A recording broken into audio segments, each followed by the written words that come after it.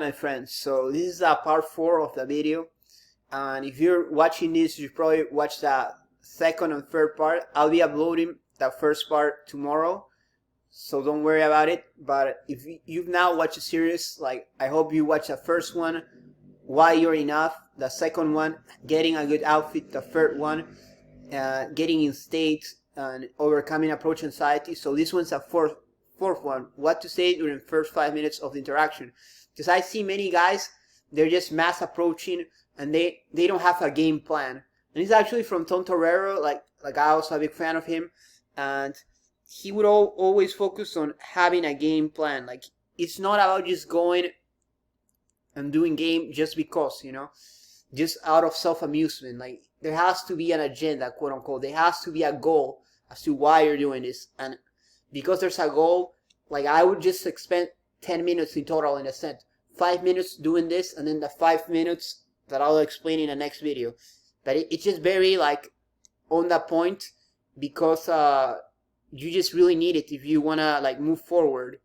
So let's continue. So, my friend, let's continue the cold approach Daygame series. Last week we talked about overcoming approach anxiety, and the previous week about getting an amazing outfit. Today we'll be talking about openers. So what happens is that, like, again, what I'm trying to get at, guys, like, there's thousands of coaches, they have thousands of strategies, but I'm just giving it the most succinct and, like, summarized version of what works most of the time and what's easiest for you to approach, for you to make it happen. So you can go the rabbit hole and try to, like, figure out every single opener, every single strategy, but it's just gonna take you forever, and we just want to move forward, So, indirect opener, do you know where to find X? Suppose you suffer from extreme approach anxiety and can't seem to overcome it. It would help if you went with the asking for directions and then transition to introducing yourself or telling her she's attractive. While many coaches will discourage you from doing this since they believe direct is best, I found that this approach could be more natural and the chicks will appreciate that you were mesmerizing by talking with them. I have field tested this indirect opener and it worked. It helped me both to overcome approach anxiety as well have a more natural transition. So before I go into this, remember, like, first get it in your mind, you're enough. Like, you don't need more. You reach the threshold, you're enough. Then you get your outfit and this gives you a confidence boost. Then you get into state by getting to a taxi, go to a Starbucks, talk to the baristas, have good experiences, talk with people, ask them directions. So now, after you've asked them for directions and everything, you find a cute girl. Let's just say it's German because it's, like, the easiest. You find a lot of Germans traveling, so we just assume, like, it's a German girl you approach. So just ask her for direction. Hey, do you know where the Starbucks is? And just stick to Starbucks because it's easier as well. So you found that German girl, or, like, the Mexican girl, since some people like, oh yeah, whatever. But, like, you just say, hey, you know where the Starbucks is? You know where the Jamba Juice is? And most of the time she'll say yes or no. But also make sure you're doing it, and this is actually another advanced technique that I use for logistics. Make sure you're doing this at very close to a Starbucks. So sometimes if you go to a park or an outdoor mall, the Starbucks is just across the street, or it's just visible. So if you approach, and it's a technique that Mike taught me, but whatever, like Mikey from Alpha Pickup. So like what we would do is, like, we would go where the girl is, and we will go where the Starbucks is visible. So she's gonna say, yeah, the Starbucks is there, like she can see the venue and she will just point you to it. So then you have the advantage. So let's go with number 1, breaking it down. Do you know where to find X? So many coaches, they're gonna say, why don't you say, oh, you're cute, like, you're fun, like, let's get to know each other, because that puts too much pressure on a girl. Sure, it can work, and maybe, like, it shows intent. And also Tom had this idea of, like, yeah, just go and approach her, like by his style of, like, stop her. Like, all this stuff can work, but it's polarizing, a lot of times it cannot work, and you be seen as weird, like, weird and stuff. Like, it's much better to do, like, non-pressure, So what I would say is, like, and many guys would say, oh, that's platonic, bro, that's platonic. Yeah, but, like, the thing is, like, you're just seeing it as a black and white thing. And this is actually, Mystery said this, like attraction is a switch, you know, it's not a switch on and off, you know, it's more of a, like a knob you have that you like start like putting the pressure on slowly. So if you go and just approaching directly, what's important is you keep on talking, you know.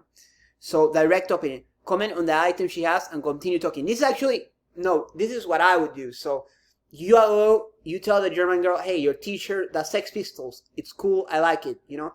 So you ask for directions, and once you use directions as an entry point, once that entry point ends, you jump into that compliment. For instance, if she's carrying a cool t-shirt, maybe it's a punk rock t-shirt, let's assume it's a band name, I would say, one of my favorite bands. I would discourage you from talking about watches or necklaces, since she might think you're a thief. It's better to say this opener, since it's directly telling her she's attractive, since that can overwhelm some girls. I've seen it, that some girls get overwhelmed when they're told, oh, you're cute. So alright guys, so you see the German girl, you go and you tell her, hey, I think you're, you tell her, hey, do you know where Starbucks is? She says, yes, it's over there, and the Starbucks is visible. You're like, cool. And then you just use that, you use like a common courtesy strategy where she's like, oh, I have to be nice to him because, you know, and then what you do is you segue, or like you move to talking, giving her a compliment, and this will help you later with compliments. So you're like, hey, like, I like your t-shirt, the Sex Pistols, we're just gonna see on that, you know, the Ramones, whatever, like, there are popular t-shirts, like, oh yeah, I like them a lot, and you're like, oh, cool, and then, like, I just transition from that, you know, like, you give her a compliment, she thinks, oh, he's calibrated, you know, he's friendly and stuff, so you wanna present yourself like that. Why? Because attraction is a knob, not a on and off switch. So what's important is you're talking to her and you're in the set, so get to know her logistics, and this is more like common sense. Once, like, okay, I know who she is, like, she knows who I am, we're talking, what is she doing here? Like, I'm at the park, one of the first things I want to know is, what is she doing here? Is she a local or a tourist? The information is crucial to understand how your approach will continue. For instance, if she's a tourist, you should talk about the knowledge, your knowledge of the city. You want to help present yourself as a seasoned and helpful local. If she's a local, you want to relate to her differently. Maybe something you both experienced, like going to a local university, or favorite spots to hang out. And actually, alright guys, since most of you guys are beginners, I don't recommend you to do this, like, go to the,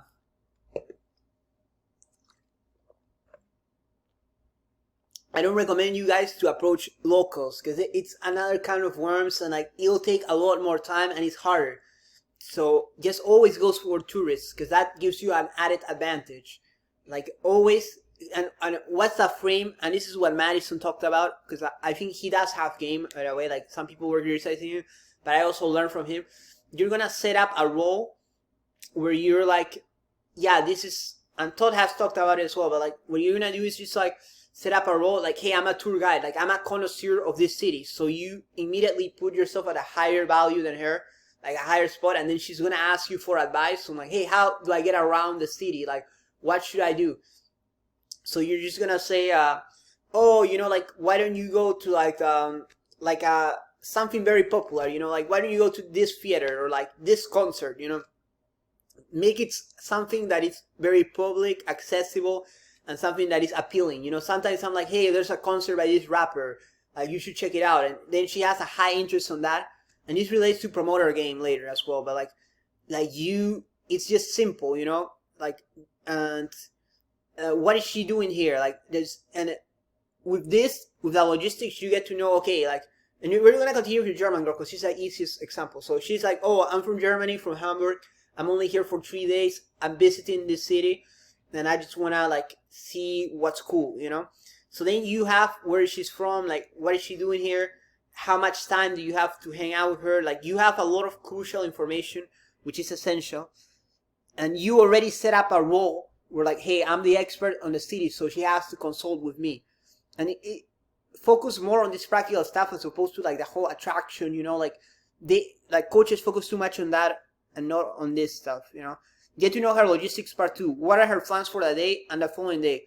Another crucial piece of information, if you can find out what is she doing for the day, you can figure out if she has plans. For instance, if you go to the park and meet a tourist, you want to find out what is happening that day or the following day.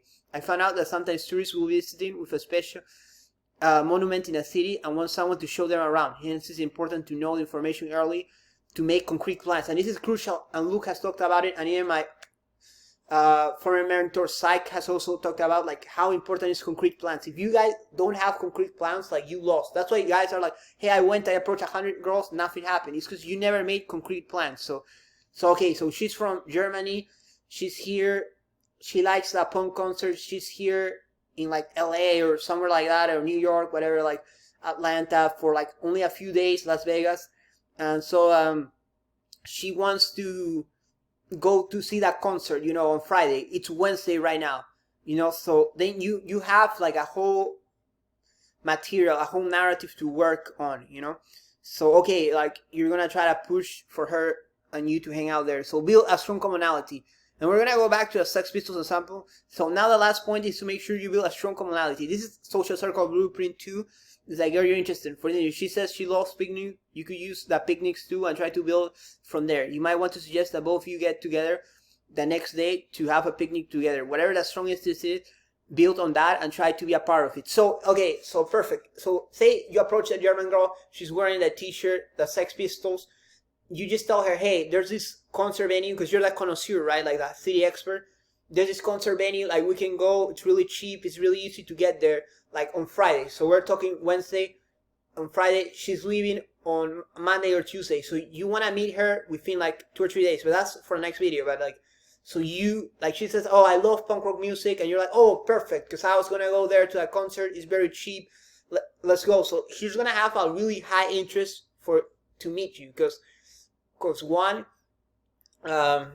it's like something she wants to do already. And two, like she's going to get the extra bonus of hanging out with you, who's a city expert. So a lot of my model right now, it doesn't rely that much on attraction. And some guys might criticize and say like, hey bro, it's too platonic, it's too platonic. But think about this, man. Like, if you base yourself on the principle like attraction is a doorknob, it's a knob you like slowly build on, as opposed to, hey, is this polarizing thing you need to do, then it's gonna be different. You know, what's important is that you're in a set, you're interacting. You can change things later, as long as you don't hard sell it. And this is what John told me as well, like JMO, like as long as you don't hard sell it, like you can always like move on from that. So conclusion, in the first 5 minutes, you want to get logistical information, set up some plans. Remember that golden rule of Pika. You always want to be moving the interaction forward. So guys, let's recap real quick. So do your indirect opener, follow up with a compliment, know her logistics, like what is she doing here, what are her plans for the day, and then build a strong commonality. So it was a German girl, you ask her for directions, then you move on saying she has a cool t-shirt of a band you both like the Sex Pistols. She's only here for like a week and she's just a tourist. And then what are her plans for the day? She doesn't have plans. She was just looking to go to more parks and maybe a concert. So then you already have your strong commonality and you're gonna try to get her to go on this date with you, you know. So anyway guys, so you see how it's clear, right? Like it's all, and people are gonna criticize my model and say like, oh, you have an agenda. Like this is what like noobs will say, but of course you have an agenda, man. Like you're trying to get results. And then like the coaches might say, hey bro, your model doesn't do that much attraction. Yeah, but like again, it's the main principle. Like you want to move things forward, but not be like so obsessed with like building attraction, because there's guys who like do that and it just never works. Like focus on the attraction later, you know, like, and this is the hardest part of pickup. Like if you're always trying to be cocky and funny, teasing, like stacking, you know, like all this stuff, like you become a dancing monkey, but also you'll find yourself losing, and people just find it upsetting because they're like a lot of like people who are like, oh, why do you like do this, do that, you know, like, all right, man, like if you want to spend like hours figuring out all this like stuff to turn her on for her to go with another dude, because I've seen it with a lot of these guys, like they'll turn that girl on and she's like, oh, cool, I got what I wanted, and then she'll go with another guy. You know, you're warming up the set for some other dude. Just focus on the practical, focus on moving things forward, guys. Alright guys, so it's been great talking to you. This is Lord Laverne. I'll see you in the next video, and we'll continue with that guide. Take care, guys.